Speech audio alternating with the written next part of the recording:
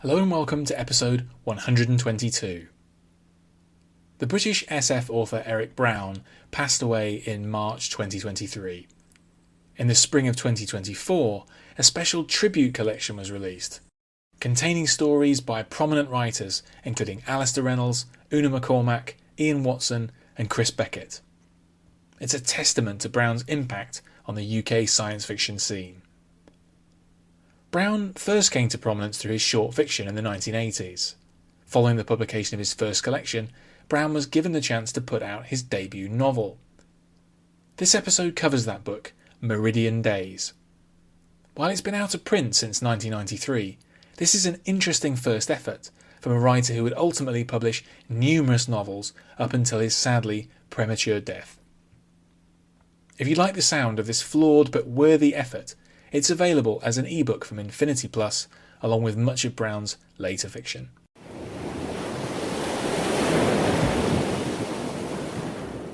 Originally published in 1992 and out of print for many years, Meridian Days is the debut novel by the British SF author Eric Brown, who lived from 1960 to 2023.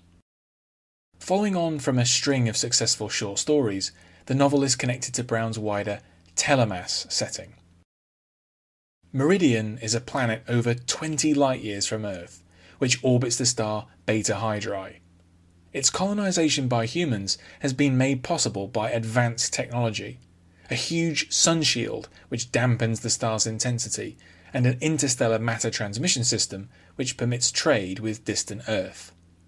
The novel's protagonist is Bob Benedict, a former spacecraft pilot with a drug habit, a guilty conscience, and a desire for solitude. Slowly but surely, Benedict is drawn into the tangled affairs of a prominent artist, Tamara Trevelyan, and her troubled family. The former pilot becomes determined to establish the facts of a case which may have dramatic implications for the future of Meridian itself.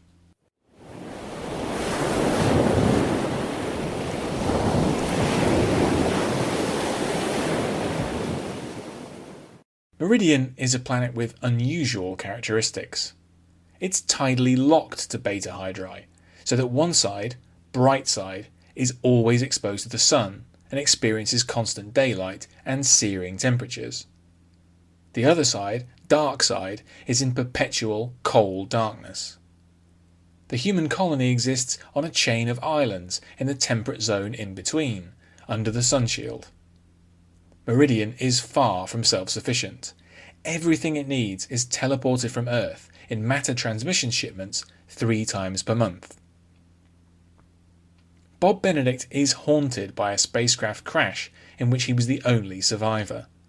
He lives an idle life on an island of his own, with few friends that he visits infrequently. He spends much of his time in a drug-induced reverie of the past, made possible by a narcotic made from plants that thrive only on Meridian. Benedict is one of the few colonists who's a baseline human. Most others are either cybernetically enhanced augmenteds or bioengineered altereds, who often choose to resemble human-animal hybrids. Benedict makes a particular point of avoiding these modified humans, many of whom form an influential community of artists whose work is much respected back on Earth.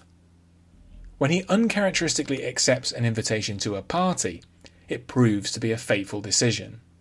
He becomes entangled with the 19-year-old Fire Trevelyan, her part-fish artist mother Tamara, and their dysfunctional family dynamic.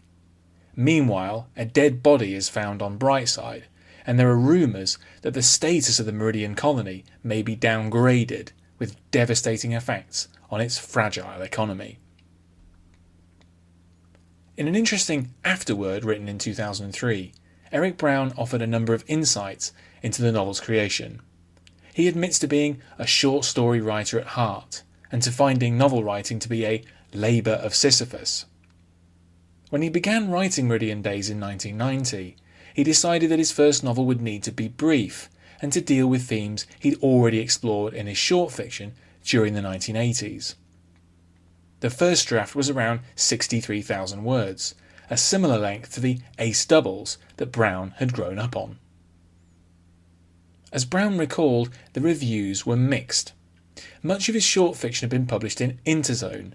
The magazine's reviewer, Mary Gentle, said that the novel's concepts were strictly yesterday's tomorrow. Conversely, Gary K. Wolfe reviewed the book favourably for Locus magazine, calling it, quote, a deftly plotted and suspenseful adventure which never loses its strangely elegiac and haunting tone. Meridian Days is an unusual book in a number of ways. One is that Bob Benedict is an oddly impassive character. He is strictly an everyman with no particular skills. He has little to no impact on the outcome of the plot, and he does not grasp what's happening on Meridian until very late in the narrative.